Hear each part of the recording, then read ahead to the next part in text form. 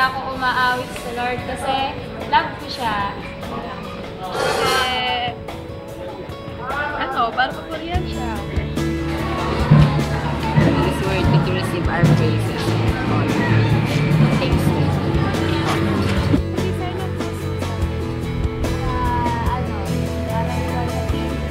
Ayun na lang yung dami na ibibigay sa kanila.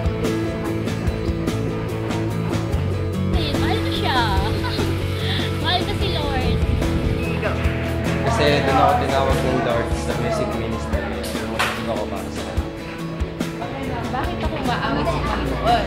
Kasi binago niya ako, binago niya ang aking buhay, binago niya ang aking katao.